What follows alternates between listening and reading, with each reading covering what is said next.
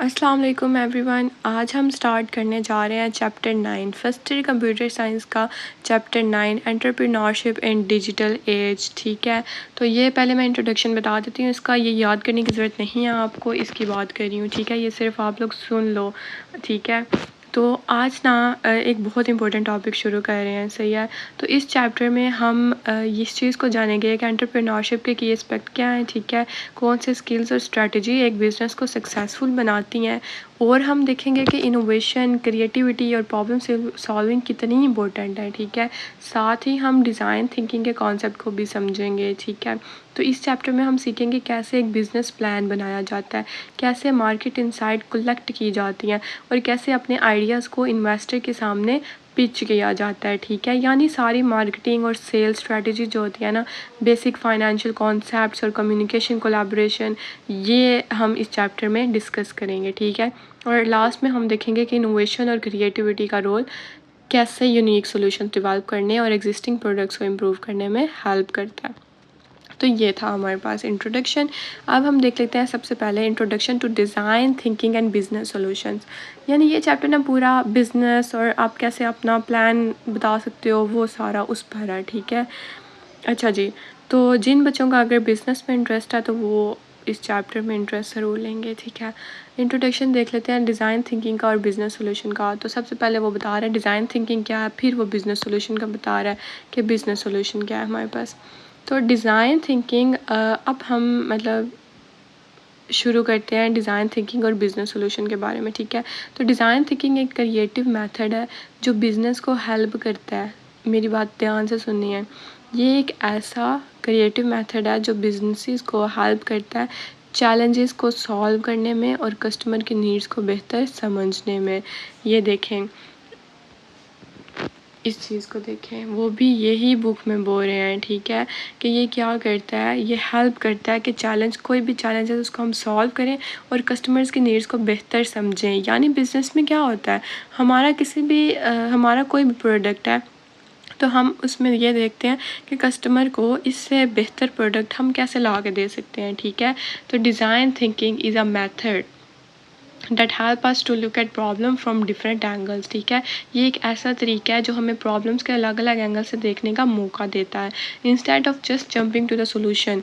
मतलब इसकी बजाय कि हम फौरी तौर पे उसका सोल्यूशन देख लें। ठीक है, डिज़ाइन थिंकिंग हमें क्या बोलता है, हमें पहले बोलता है कि पहले आप समझो, आप उस प्रॉब्लम को डीपली समझो।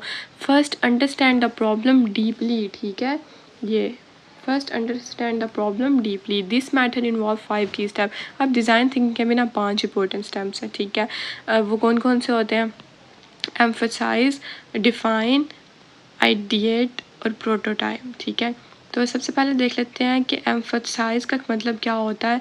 This means putting yourself in someone else shoes to understand their feelings, needs and challenges. यानी इसका मतलब है कि दूसरे इंसान के जज्बात, नीड्स और चैलेंजेस को समझना, उनकी जगह खुद को रख कर सोचना। जैसे देखो, अगर आप एक नया स्कूल बैग डिज़ाइन चाहिए, इसकी एग्जांपल भी नीचे दी गई है। यानी if you are designing a new school bag, you would talk to students to learn what they like and dislike about the current bags. यानी अगर आप नया स्कूल बैग डिज़ाइन कर रहे हैं तो पहले स्टूडेंट से बात करें, उनसे पूछें कि उनको अपने करंट बैग में क्या पसंद है और क्या पसंद नहीं, और उसके अकॉर्डिंग आप नया बैग डिज़ाइन करो। नेक्स्ट स्टेप है define. After gathering information the next step is to clearly define the problem. अब हमने इन्फॉर्मेशन गैदर कर ली। ठीक है, यानी हमें पता चल गया कि हमने बैग में क्या चीज़ पहले उनको नहीं पसंद थी। अब नेक्स्ट स्टेप क्या है कि हम प्रॉब्लम को डिफाइन करें। ठीक है, यानी using the school bag example you might define the problem, a student need a light weight, durable and spacious bag that is comfortable to carry. अब जब मैंने स्टूडेंट से पूछा तो मैंने ये चीज़ देखी, प्रॉब्लम क्या थी उसमें, कि उनको थोड़ा लाइट वेट बैग चाहिए, कंफर्टेबल चाहिए। ठीक है, तो अब इसमें क्या होता है कि स्कूल बैग के केस में आप प्रॉब्लम डिफाइन करेंगे। स्टूडेंट्स को एक लाइट वेट, ड्यूरेबल और स्पेशियस बैग चाहिए जो कैरी करने में कंफर्टेबल हो। नेक्स्ट है जी आइडिएट। अब now it's time to brainstorm ideas. ठीक है, you can think of all possible solutions without worrying if they are perfect. अब बारी है आइडिया की। अब हमने डिफाइन भी कर दी प्रॉब्लम, हमें पता भी चल गया कि हमने क्या करना है, ठीक है। You might come up with ideas like a bag with extra padding for comfort और one with compartment that make it easy to organise books and supplies. अब इसमें क्या है, अब टाइम होता है ब्रेनस्टॉर्मिंग का, यानी जितने भी पॉसिबल सोल्यूशंस हैं उनके आइडियाज़ कलेक्ट करें, चाहे वो परफेक्ट हो या ना हो। आप आइडियाज़ दे सकते हैं, जैसे बैग में एक्स्ट्रा पैडिंग हो कंफर्ट के लिए, या कंपार्टमेंट हो ताकि बुक और सप्लाईज ईजिली ऑर्गेनाइज हो जाए, ठीक है। नेक्स्ट स्टेप है हमारे पास प्रोटोटाइप का। प्रोटोटाइप किस लिए यूज़ होता है? अ prototype is a simple version of your idea that you can create quickly. For the school bag you might create a basic model using cardboard, fabric or even paper to show what it might look like.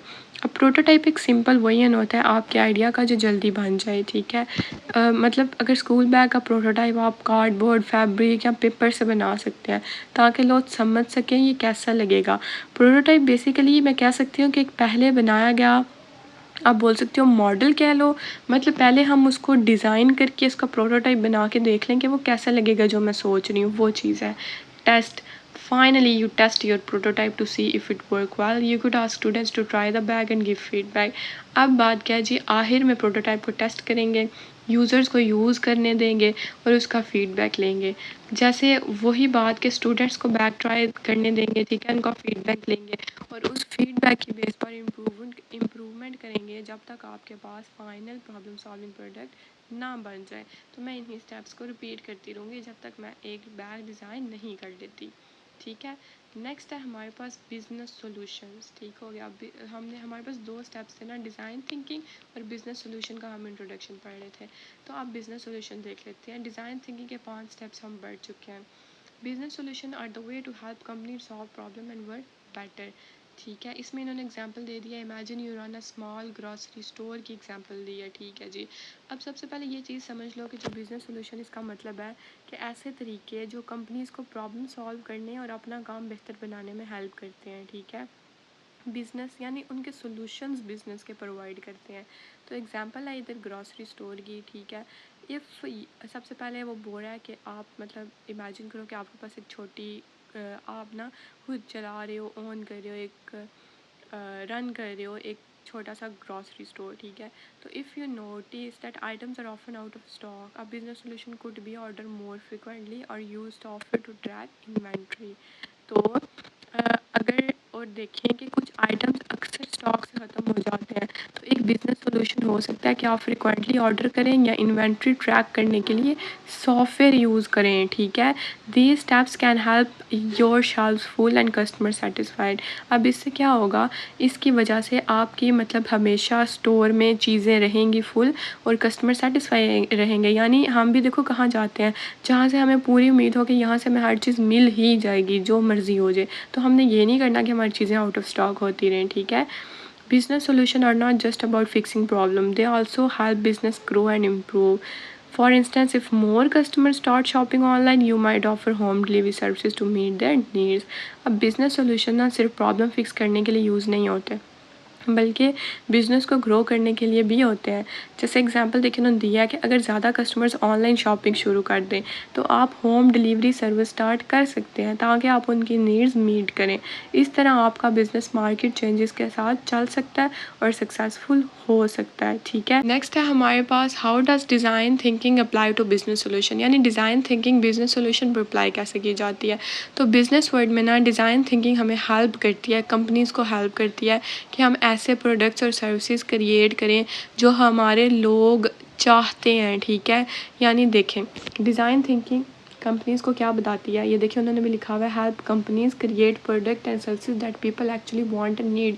यानी ऐसे product बनाओ जो हमें चाहिए, हम customer है ना, तो ऐसे प्रोडक्ट बनाओ जो हमें चाहिए, हम उसको खरीदें, ठीक है।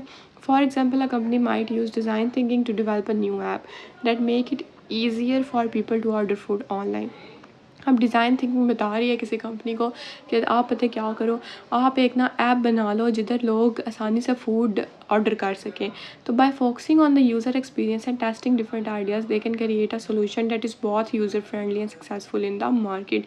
तो इसी तरह डिज़ाइन थिंकिंग की हेल्प से वो क्या करेंगे, यूज़र के एक्सपीरियंस पर फोकस करते हुए और डिफरेंट आइडियाज़ को टेस्ट करते हुए वो एक सोल्यूशन, अच्छा सा सोल्यूशन क्रिएट कर लेंगे। तो ये था हमारा आज का लेक्चर, चैप्टर 9 का फर्स्ट लेक्चर, ठीक है। अगर आपको नहीं समझ आई तो कमेंट सेक्शन में पूछ सकते हैं। सब्सक्राइब करना मत भूलिएगा। नेक्स्ट वीडियो तक अपना ख्याल रखें। अल्लाह हाफिज़। Thank you.